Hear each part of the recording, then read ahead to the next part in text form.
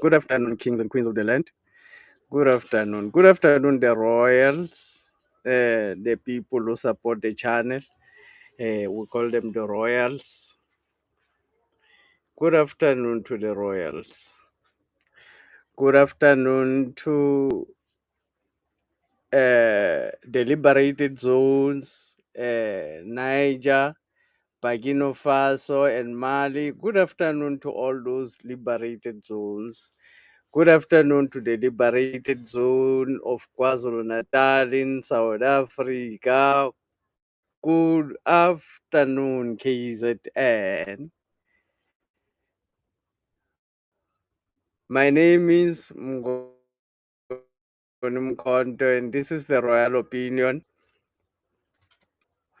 Today, we are talking about one of my subscribers asked me to speak on the sunset clause.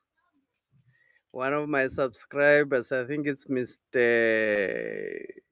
Victor Shaw, who requested me to talk about the sunset clause, and I think it's very befitting at this moment to talk about the sunset clause because of the situation or the circumstance at which South Africa find herself today.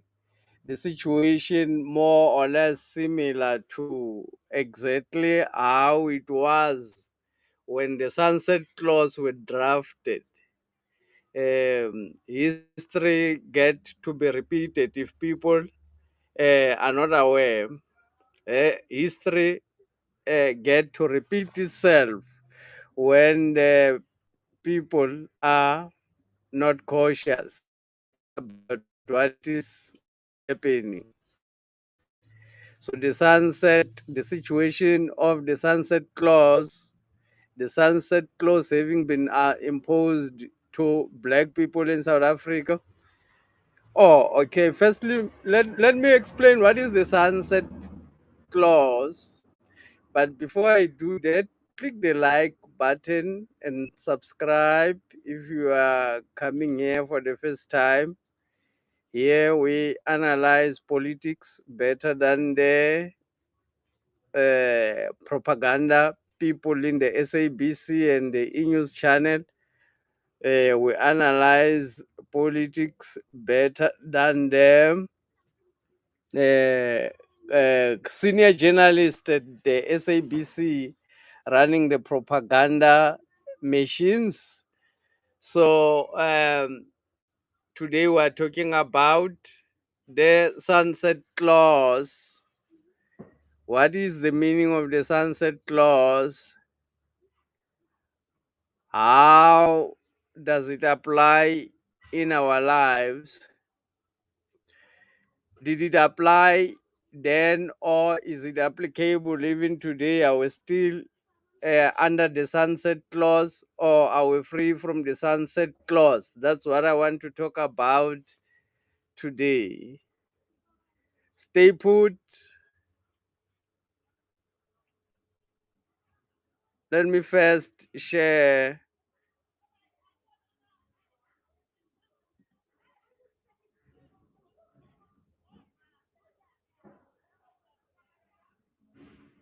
this video.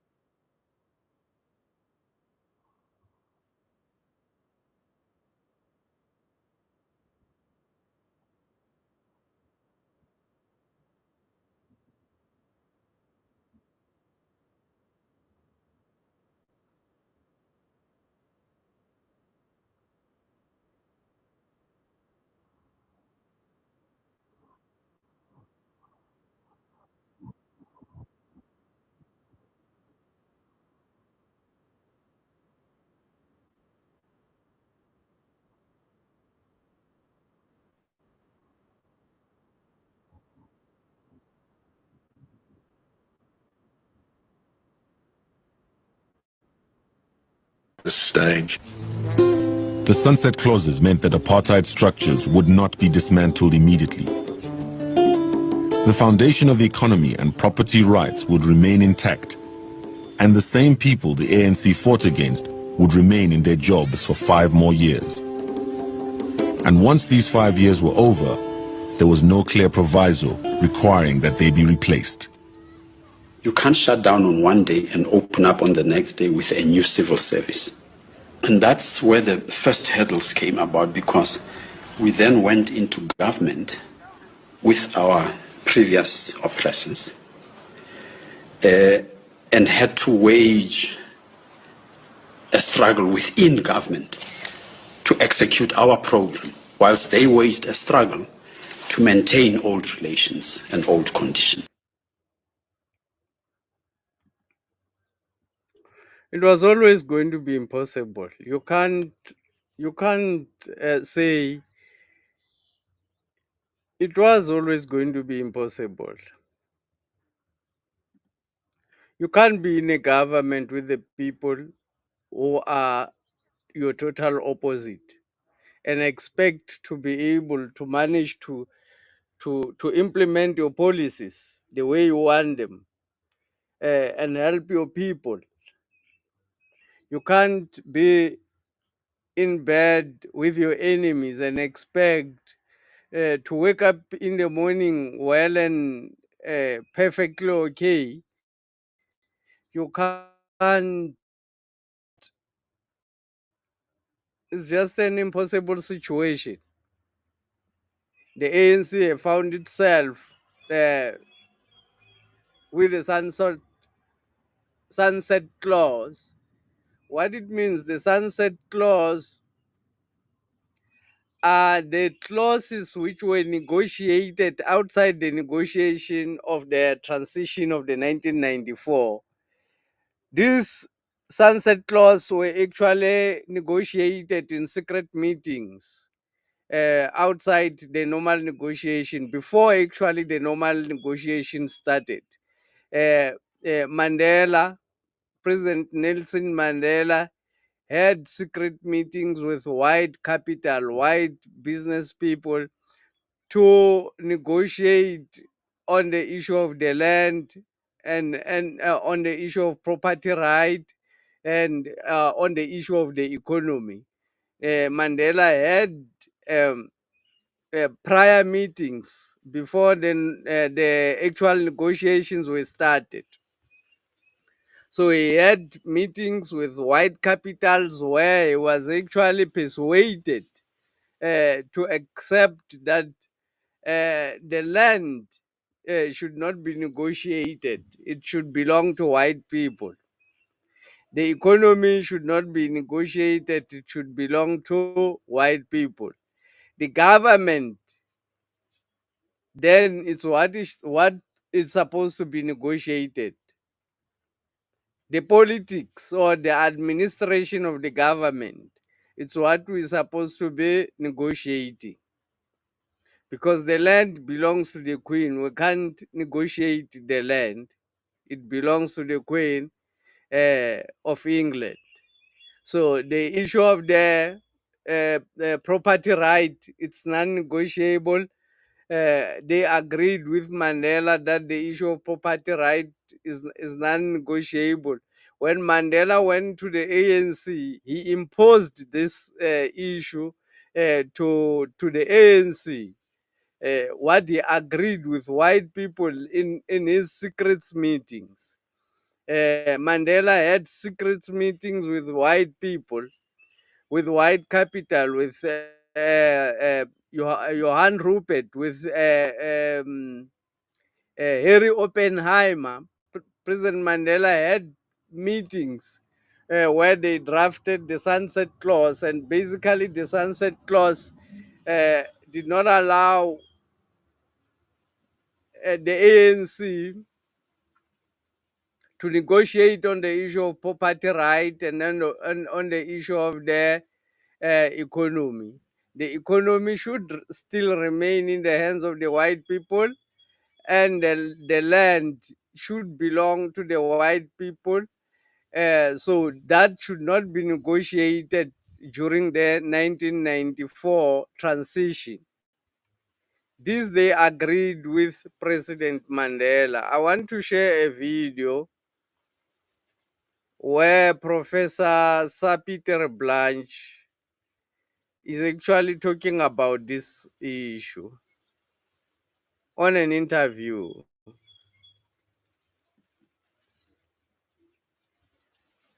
Coming to you today from Stellenbosch in the Western Cape. South Africans seem to be facing our moment of reckoning.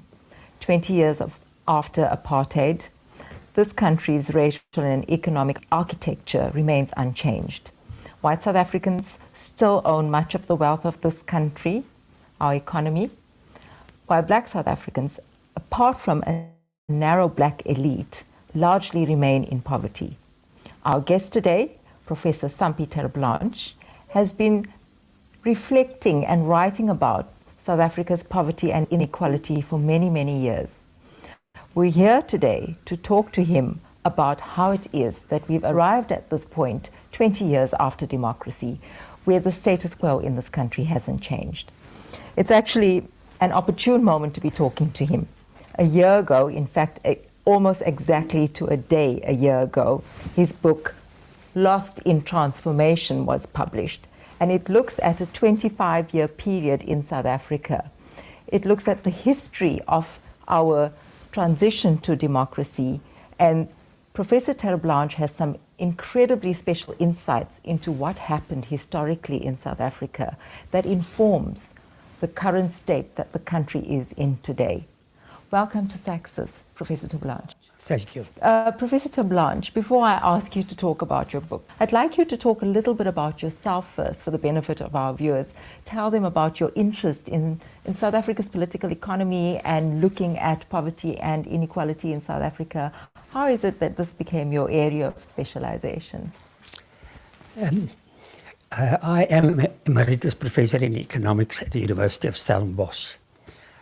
I lectured for almost 50 years at the university, and I specialized in economic history, history of economic thought, and on modern economic systems. I have not lecturing anymore. In April this year, I turned 80 years, and I can look back on a very interesting and very challenging life up till now. There is a special reason why I'm writing on the poverty problem. It so happened that I was appointed in 1973 as a member of the Erica Tron Commission. It was a commission that looked to the socio-economic position of the colored society in South Africa. And I was chairperson of the group on economics and labor, and I became interested in the whole phenomena of poverty. I read every American book that was published on the poverty problem, the so-called vicious circle of poverty. I called it the problem of the position of chronic community poverty. Sorry about it. So in due time, I became also interested in the poverty problem in the ranks of the African population group.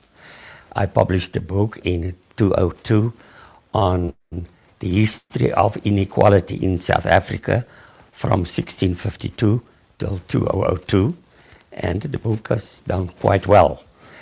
This book, Lost in Transformation, is a rethink about the situation after 10 years. And I have reason to be even more pessimistic as what I have been when I wrote my history of inequality. Well, before I get into talking more generally about the book and the issues that you raised in this book, I want to focus on one specific issue. I mean, we're in South Africa at the moment, at a sad moment. Nelson Mandela is lying on his deathbed, and you know, he unfortunately is not going to see his vision of South Africa, which is a fair and just society. And I want to quote something from your book, something which he said. You say that on 11 February 1990, the day of Nelson Mandela's release from prison, he made the following statement: "The white monopoly of political power must be ended, and we need a fundamental restructuring of our political and economic systems to address the inequalities of apartheid and create a genuine democratic South Africa."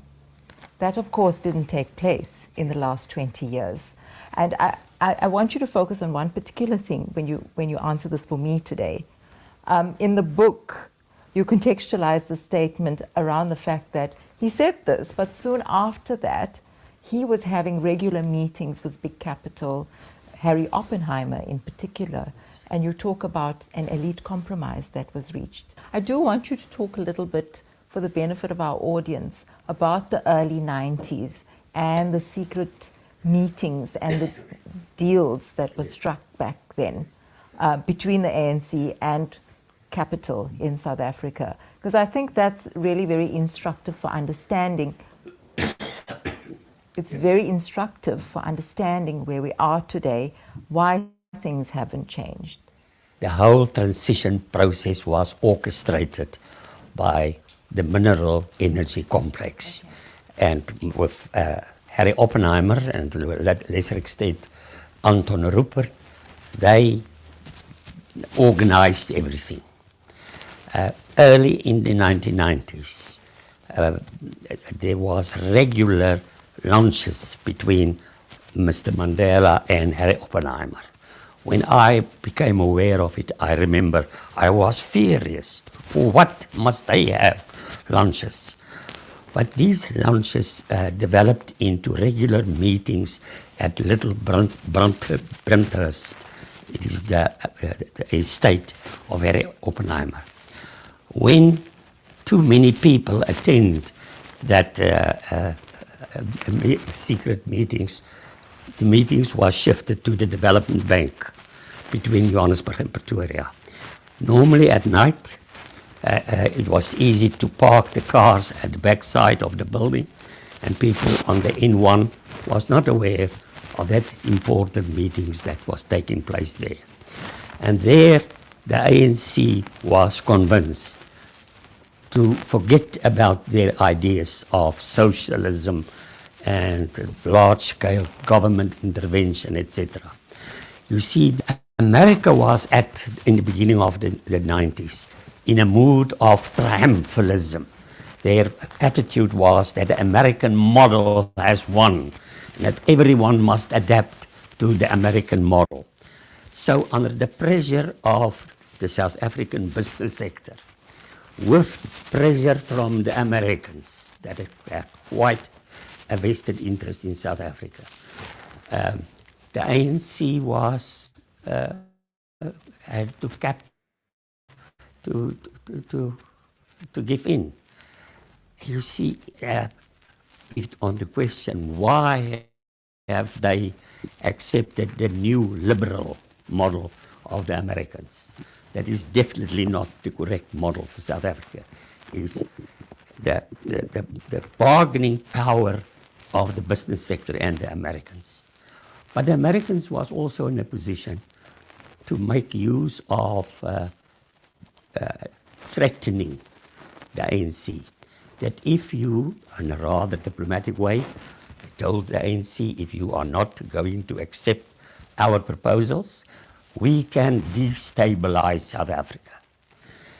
Now, and there is a third possibility that no one can prove, and I can only speculate it.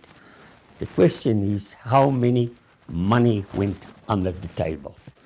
So there's the three reasons: convincing the ANC with arguments, threatening them, and buying them out. Two or all three was at play at that time. One thing that Professor Terry Blanche is not mentioning He's mentioning that it was buying of the ANC comrades. It was threatening of the ANC comrades. They threatened them to that they will destabilize South Africa, installing their spies in the ANC to destabilize the ANC, and it was their killing. Professor Terry Blanche is not mentioning the killing that they were using as well, because Chris Hani was killed for precisely for this reason. Chris Hani was killed precisely because of the sunset clause that had to prevail over black people. Let me continue to share what Professor Terry Blanche is saying. I just wanted to add that it's not only buying and threatening of the comrades, that the ANC comrades, that they will destabilize South Africa. It was also killing of some comrades who were radical, who wanted the land, who did not want to compromise. They also murdered a lot of people by then. Because from May 1992, from May 92, the ANC published a document, Ready to Govern. In that document, it was clear. Previously, the ANC talked about growth through redistribution. In that document of 92, they talk about redistribution through growth. And you know, the year policy was announced in 1996, the so-called trickle down. If there is growth in the capitalist sector, then there will be a trickle down to the poor. It is not necessary to have comprehensive redistributive measures. The typical American. I want to explain the difference between these two models. The first one is growth through redistribution, and the second one is redistribution through growth. It's not the same thing, it's very different. Redistribution through growth is what the currently is happening, is what is currently in place. That's what the ANC signed for. Redistribution through growth through redistribution. It means you don't have to give you don't have to empower the black women, you don't have to empower the black youth. As the capital, when the capital works, and when the capital becomes richer, then that money will trickle down into the other people. It means like when we are overflowing, when the white people are overflowing, then there will be some other things that black people can actually take from that. Meaning, when the growth of the white business is to an extent where the white man is satisfied, then he can distribute, he can allow black people to participate in the economy. But the other one, which is growth through distribution, it means you have to give the black people the land, you have to support black people, intentionally give them businesses, support their businesses, intentionally empower black women, intentionally empower black youth. That's what it means. Not like trickling down. Growth, growth through redistribution. That's what it means. So I wanted to explain for those who don't understand the concept of that Professor Sapi Tereblanche is talking about here. An approach that with growth there will be trickle down. In November 1993, South Africa was governed by the Transitional Executive Committee, the TEC. There was 8 National Party ministers and 8 senior members of the ANC. And they had a meeting to ask the International Monetary Fund for a loan of $850 million that we need for the transition. And the IMF, it was, of course, everything was arranged, was prepared to give the loan, but they had a document, a statement on economic policy, and said, yes, we will give you the money if all 16 sign the document. And if one read that document, statement on economic policy carefully, it is gear in embryo form. It is the new liberal policy. And so the ANC had no choice. It was, after in 98. The IMF is the International Monetary Fund, which implements neoliberal policies, which implements neo-colonial policies. What does this term means, the neo-colonial project? What does it actually means? It means the continuation of the colonization of Africans, now using the black faces. Using their own people, we continue to colonize them. That is their project. After announcing that we are that black people are liberated, that Africa is liberated, then what you do, you recolonize them using their own people. That is a neo-colonial project. That's what it means. Let's continue to listen to Professor Sapi Terapla. 1996 already, when Gorbachev and Reagan reached an agreement to seek negotiated settlements for all the flashpoints in the world. After that, Reagan informed the ANC that he can't any longer, the Soviet Union can't any longer support the ANC military and financially. Now the ANC don't want us to mention that. As they said, What he's mentioning is very important. What he's mentioning is he's saying Gorbachev, who was the president of Russia in 1990. Russia was the one who was supporting the ANC militarily to fight the apartheid government. Russia was the government which was supporting the ANC militarily in order to fight the apartheid government. So in 1990, I think in 1989, Gorbachev, an American agent, took over as president of Russia, and he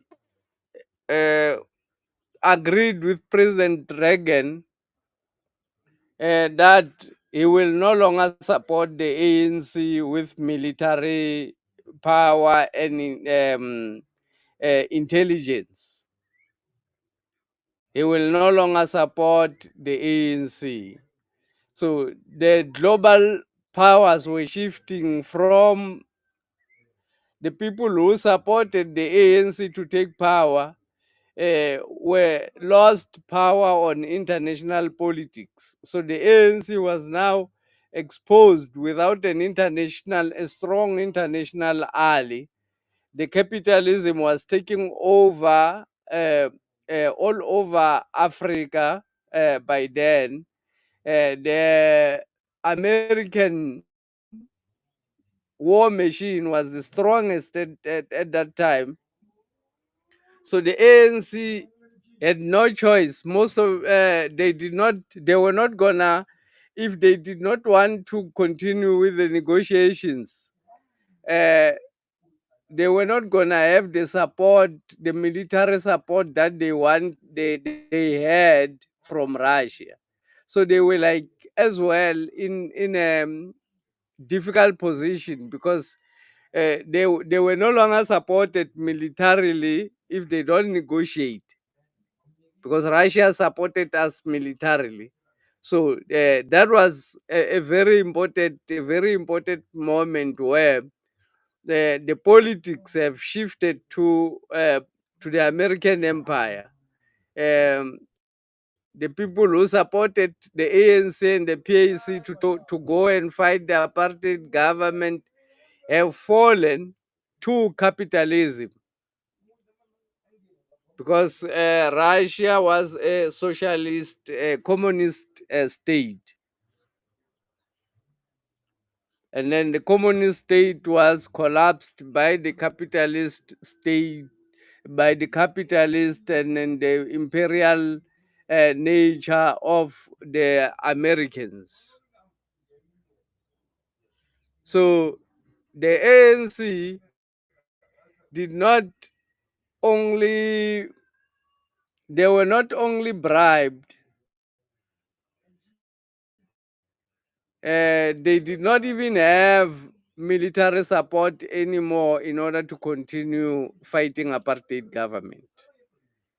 The white people defeated Russia, who supported the ANC. So the ANC had to continue with the negotiations, or else it was gonna even take 20 to 30 years again to defeat apartheid in a very intense war, which was gonna kill a lot of black people.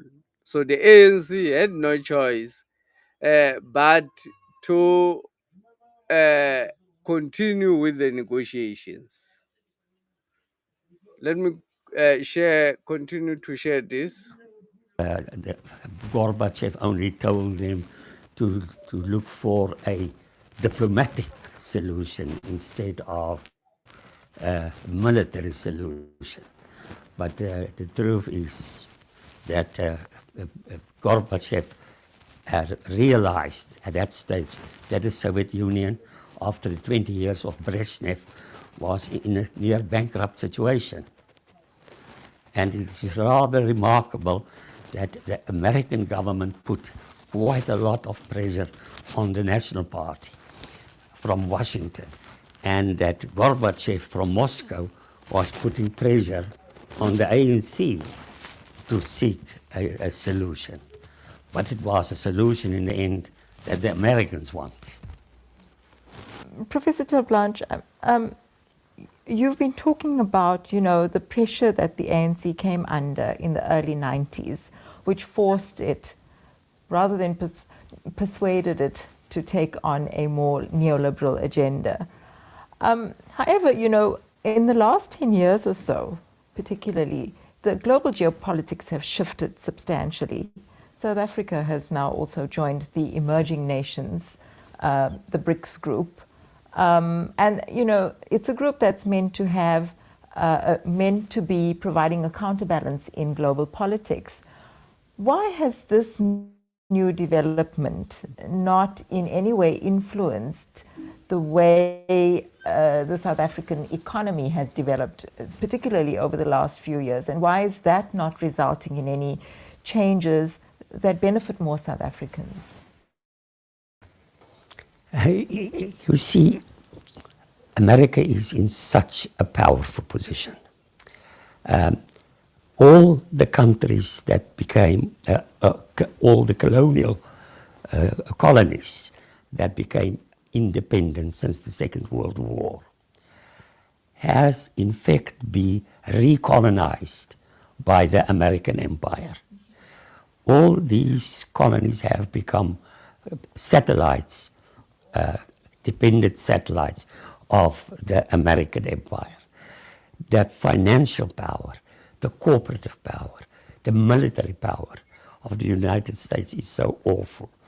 After South Africa has been slotted in, the Americans can't be bothered of what we do, that we join the BRICS countries. I think that is a large mistake. If there is in the future a confrontation between BRICS and the United States, the United States can smash us with their financial power, their cooperative power. They let us do our thing, but they are on themselves content that they have South Africa completely under their control. Let's talk a little bit more in terms of a domestic focus. Let's rather look at capital in South Africa from a domestic perspective. Can you tell us a little bit more about what it will take to bring about some transformation and a bit more of a patriotic orientation in South African capital towards the country? Is it likely to happen? The South African capital sector are doing excellently. The last 20 years, in spite of the great recession in America, the South African capital sector, look at the prices at the stock exchange, has done excellently, but they are now making their huge profits in foreign countries. We are a sub-empire of the American empire. South African business corporations have become transnational corporations, have production lines in China, in Poland, in Brazil, everywhere. So we are not our own master any longer. What about then the power of the people, and particularly the power of more empowered groups in South Africa? For example, South Africa's middle class. Do you see any potential for a call for change coming from South Africa's middle class? In South Africa's middle class, you see, let me put it this way, that 20% of the population is the rich elite. Then there are a 30% that's neither here nor there. They are what one can call a petite bourgeois. And then there is the 50% that is very much impoverished. Now that top 20%, 10 million people, received 75% of total income. 3.7 million of them are white, and 6.3 million are black. But the whites are the richer part of that group. The lower 50% of the population received only 8% or less than 8% of total income. Now, it is a shocking situation. What we had a political transformation. Apartheid has been abolished, but the political economic system that was put in its place is an ANC dominated political system and an economic system that have become internationalized, that became Americanized. So from the point of view of the lower 50%, nothing of worth have happened. Yes, I must say there is the social grants for elderly people and the social grants for children. That's the only positive. Let me mention that social grants for children was introduced by President Zuma when he realized as an intervention to ensuring that black children can go to school with full stomach. The feeding scheme at the schools was started by President Jacob Zuma. The social grant that pays children from 0 to 18 years. I think now it's from 0 to 21 years. I'm not sure. Those social grants were started by President Zuma to intervene on the poverty issue. So the South African middle class are those who feel a little bit closer to whiteness. The South African middle class are those who feel uh, that they are educated, are those who feel that the other people who are not successful, it's because they are lazy.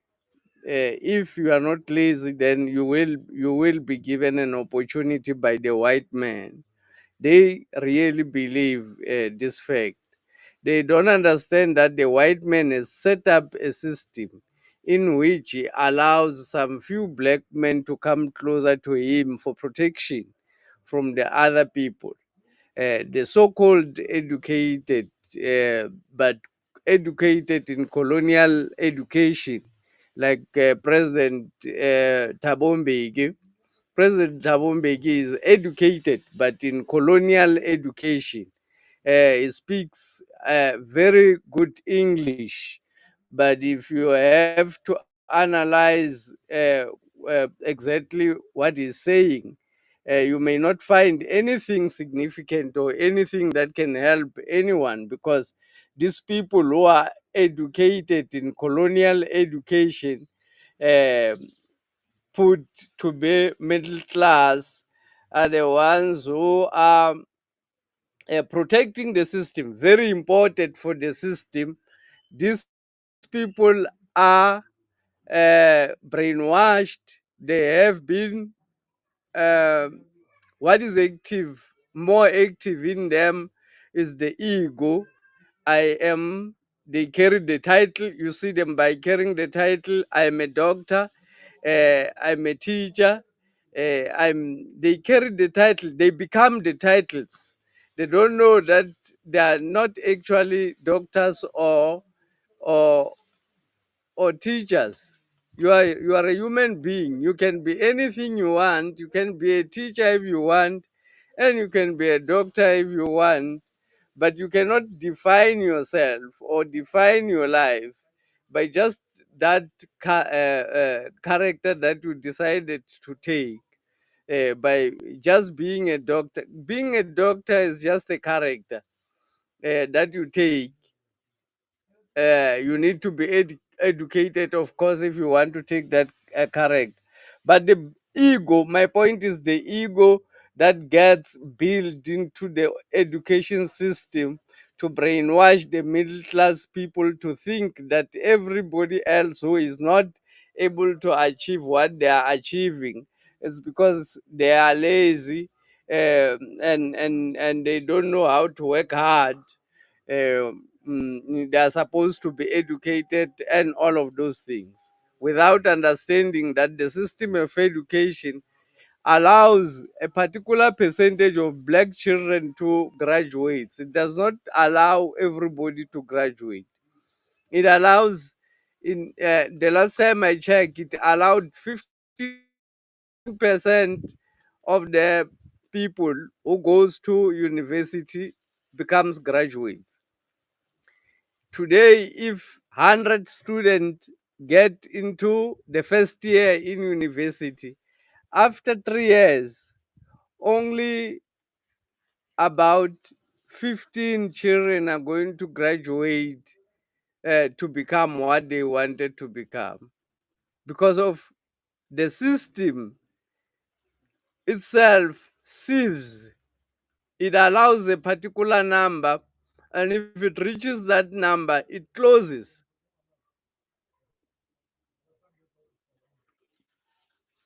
That's why there was an issue of celebrities. The celebrities were finished because of this social media and all those, the breakthrough.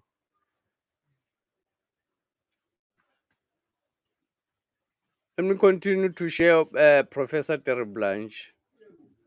The thing that happened, but it is not good enough. The living conditions of that lower 50%, 25 million people, of which 24 million is Africans, are rather shocking. I'd like to shift the conversation a little bit to talking about solutions, possibly.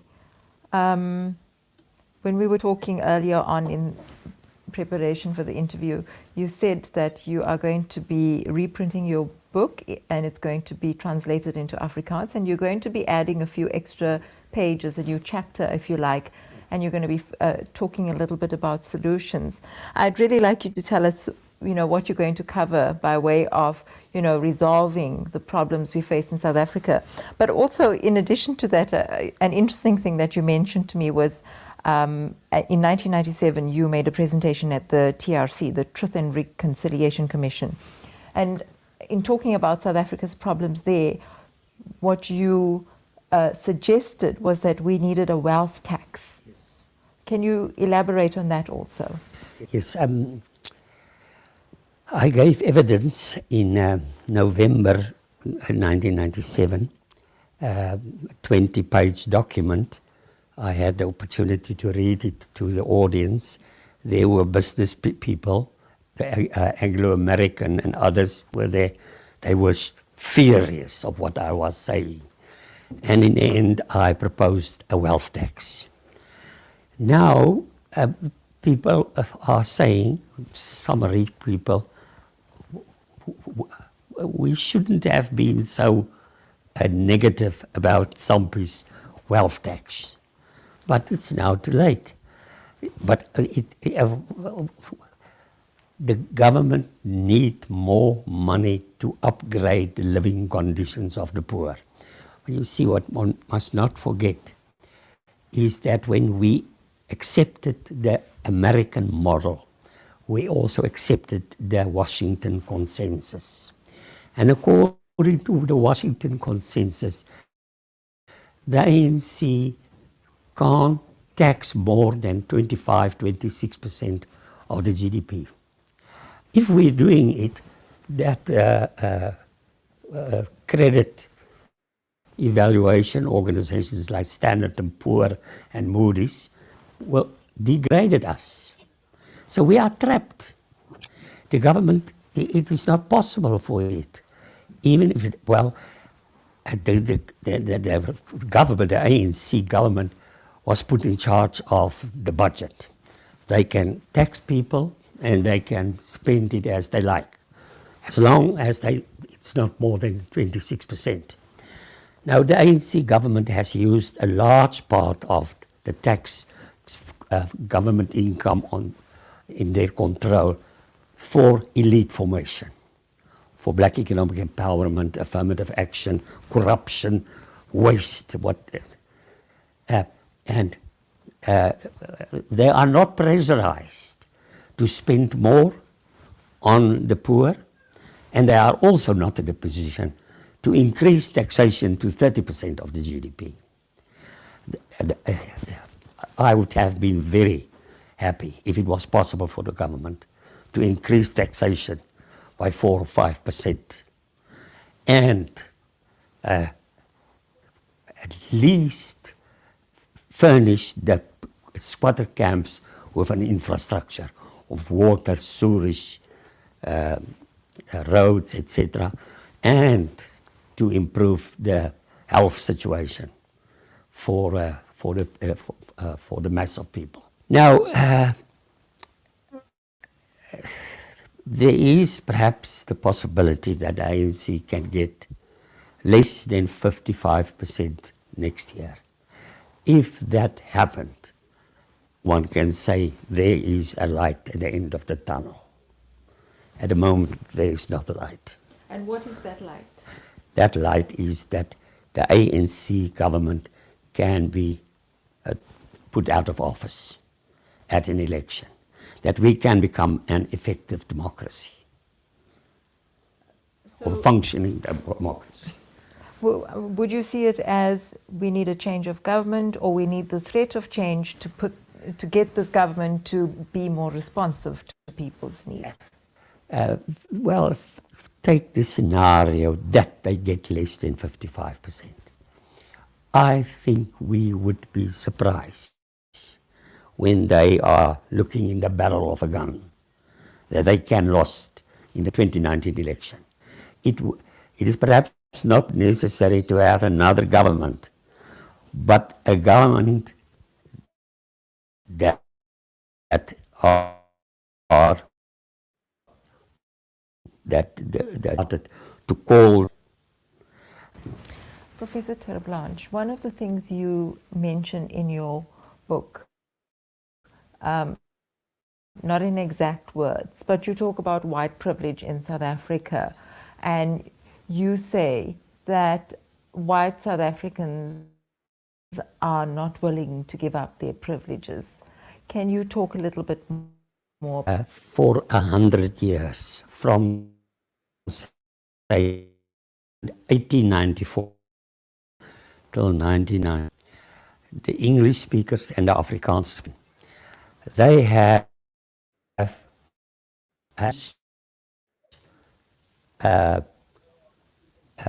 access to power. They have an entrenched access to opportunities, educational and others, and to valuable information. While at the same time, the Africans were statutorily excluded from valuable information. The coloreds had a little bit of it, and the Indians. Only in the 1980s, the blacks started to get access to power, the opportunities, information. In that 100 years, the whites became rich, became very wealthy, very arrogant, with a rich man's cult of wealth that they don't deserve. Because they became rich, there was unbelievable exploitation of the black majority. The whites were, in the beginning of the 20th century, 20% of the population. When the transition took place in 49, there was only 10%. 10% of the population has all these entrenched privileges. And look at all these 4x4 cars that can't be bigger than they are. To look at this most of houses that are built, they are not educated about the history. None of us deserve what we have. System. It was a system of so they have to make a sacrifice. Professor Terry Blanche is saying white will have to make some sacrifices. The actual reason why Ramaphosa formed the GNU was to sustain the sunset clauses. The actual reason why President Ramaphosa had to form the GNU at the moment was to sustain the sunset clauses. The sunset clauses said the economy cannot be negotiated. The sunset clauses said the property rights cannot be negotiated. So the GNU was formed to protect the sunset clauses, to ensure that the black people does not get the land. The reason for that, it's because the white people must be part of the government to ensure that the implementation of what is supposed to be implemented does not happen. The ANC cannot be able to implement its policies because they've got this opposition that are supervising them, ensuring that they are not gonna be having a free way in implementation of their policies. So they had to adopt. In 1994, Thabo Mbeki says we had to adopt white and keep them into our administration. So you wouldn't make any change because the apartheid system had all the important portfolios with them. They continued ruling the same way they were ruling before.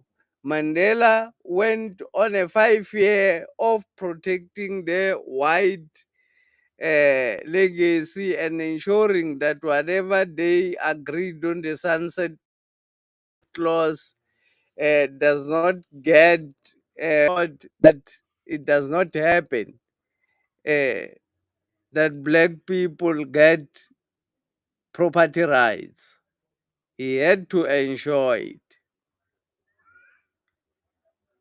So at the moment, at this situation, the land, the expropriation of land without compensation, at some stage, the black people wanted to unite. At some stage, EF land without compensation. That gave a real threat to white people. So they were worried that we are actually running late. We must ensure that we get into the ANC so that we can make sure that this ANC does not unite with other black organizations, because if they unite, they are going to take the land. So let's form the GNU to avoid and they will take the economy. They are going to dismantle the sunset clauses, the agreements that Mandela had with white capital are going to be dismantled if uh, uh, black people are allowed. So the reason for the formation of the GNU by President Ramaphosa was to maintain this governance, to avoid black people making decisions that are going to change the life of white people for worse, or change the life of black people for good. So those type of decisions are not allowed in parliament. So that's why Ramaphosa had to form the GNU with the Democratic Alliance to ensure, so that the white people ensures that the ANC cannot be able to implement its policies. That's why there's even fights about the foreign policy, South Africa's foreign policy on Russia, because the Democratic Alliance policy is different from the ANC. There's a conflict.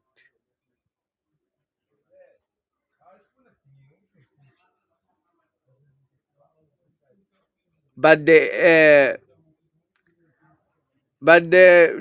white system is continuing to ensure that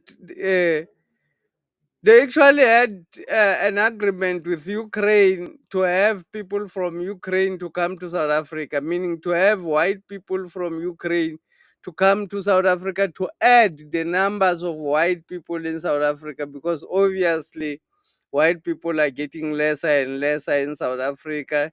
Their numbers are getting disparately low. Black people are getting higher, the numbers are getting higher and higher.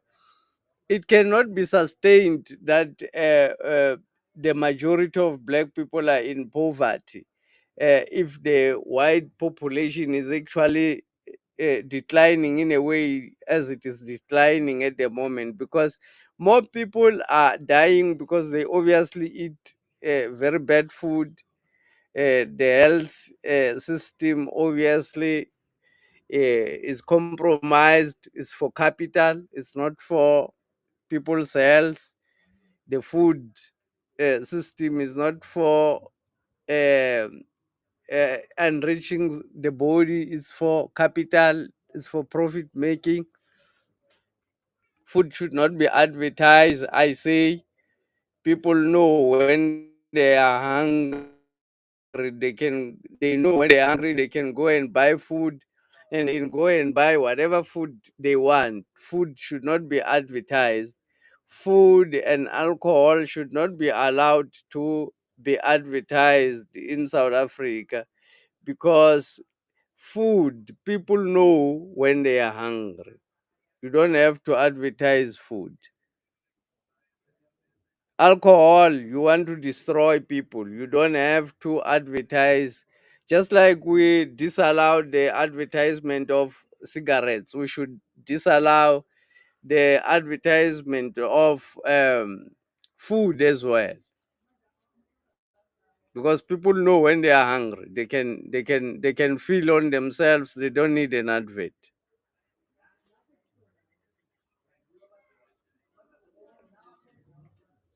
So Dr. Tereblanche explaining how South Africa was compromised, the whole point about sharing Professor Tereblanche. Professor Tereblanche breaks it down how President Mandela used to meet with capital, with white business people, with the Oppenheimers, with the Rupert during the transition. He says in his own words that the Rupert and the Oppenheimers handled the transition, the 1994 transition. We thought, so it means uh, because there were the sunset clauses, uh, basically what they went to negotiate at Codesa was that white people should be included in government. That's what they were negotiating. Positions. They were negotiating positions. They were away from negotiating anything for black people and for the majority of people who voted for them. They were now negotiating for positions with their colonizers. They were now negotiating for their space in the table of the master instead of negotiating for the masses of black people who are in deep poverty because of apartheid and because of imperialism and slavery in South Africa. So the ANC found itself corrupted. There were other comrades who were agents of white people, even from during apartheid time. People like President Ramaphosa have been working with white people, have been working with the Oppenheimers during apartheid. So other people, the apartheid government or Helen Zille does not have to buy President Ramaphosa, because President Ramaphosa is one of them. President Ramaphosa was groomed to be a white man inside a black skin, so that this black skin can be used to give power to the white people. The black skin that has to be used after the uh, uh, to to advance the neo-colonial project of South Africa. You need to use black skins. So President Ramaphosa is one of the people who was prepared by the white system a long time ago to become part of this time that we're in, where black people have taken power and given it back to white people to protect white people from losing property. Because if the MK party and the ANC collaborate, then white people loses power. Uh, I heard it from grapevine that the ANC in KwaZulu Natal is going into alliance with the MK party. I heard it through grapevine that Willis Mkunu is going to be the premier of KwaZulu Natal very soon.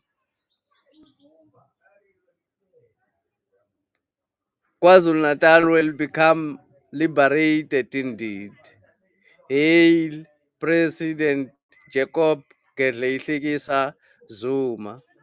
Hail President Jacob Gedleyihlekisa Zuma. Click the like button and subscribe. My name is Mngoni Mkhonto.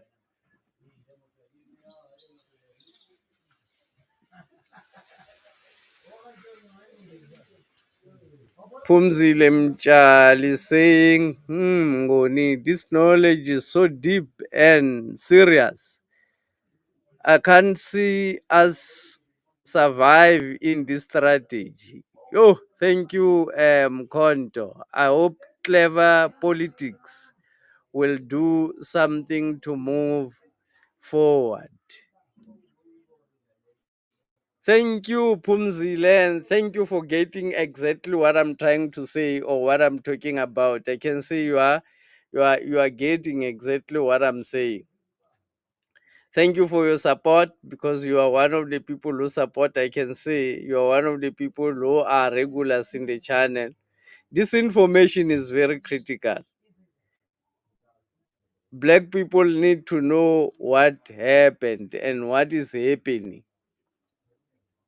What is happening at the moment is the protection of the sunset clause. The property of the white man cannot be allowed to be shared with the black people. The economy of the white man in South Africa cannot be allowed to be shared with. So this has to have white people in government. They have to be there to avoid the ANC collaborating with other black parties to take over government. And a man who has been groomed for such work, President Ramaphosa, is groomed for such work, according to some other things or some other people. They say President Ramaphosa was groomed for that from the age of 5. He was groomed for this time from the age of 5.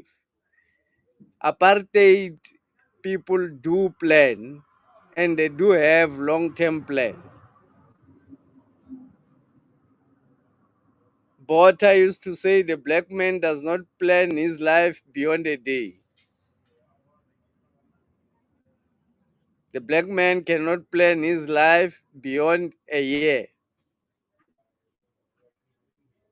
Then the white people plans their life thousands of years ahead.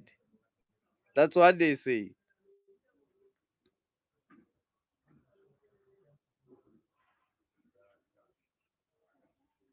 The apartheid government in South Africa is still well alive and intact. Well alive and intact, as it was before 1994, as it was in 1994. So it is today in 2024, under the threat of the MK party, under the takeover of the MK party. That cannot be avoided.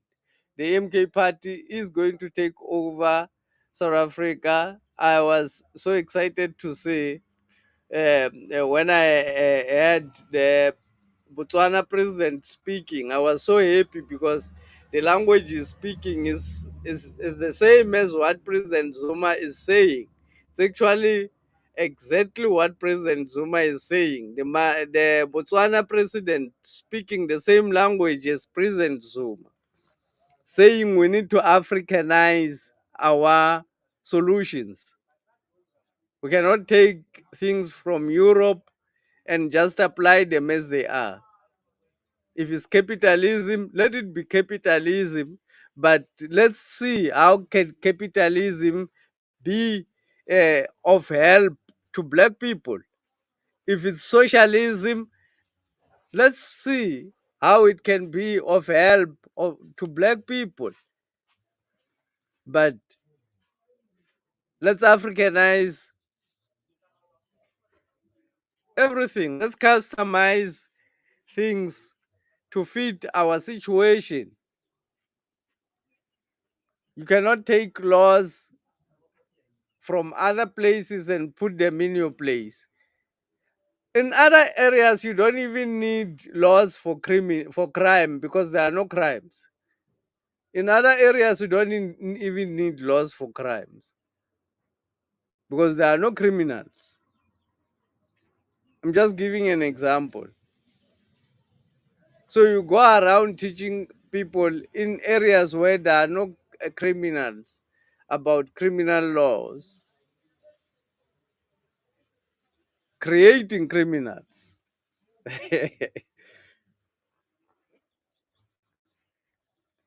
Click the like button and subscribe. Support the Royal Opinion by giving me a super thanks and or joining the channel. I say and or because you can do both. Join the channel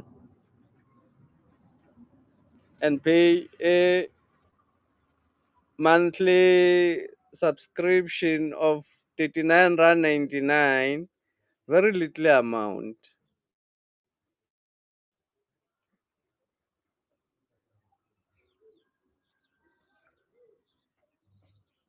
Victor Shong was saying true Tabangani. Unfortunately, black people do not uh, assimilate critical information but prefer sensationalism. We were made to prefer sensationalism. This is programming. Programming, propaganda, programming, it's very important. The dramas that they watch on TV, it's not for just for watching, it's actually for programming of how people should live their life.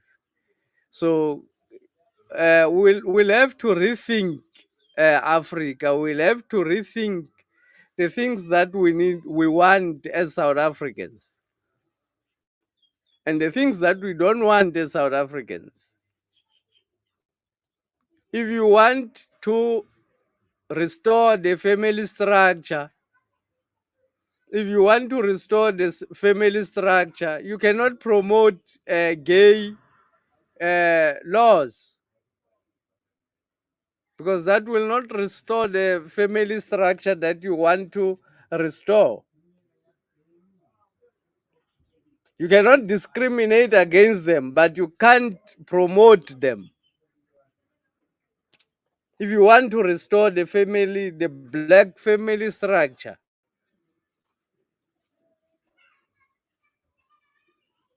so you need to know exactly what to do and implement according to particular environment, the things that are needed for that particular environment, not a wholesome thing it's people who can't think. Thank you very much, ladies and gentlemen, for joining this live stream and for participating in the live stream. I really enjoy having you around. Just click the like button and subscribe. Uh, as I have said, don't forget.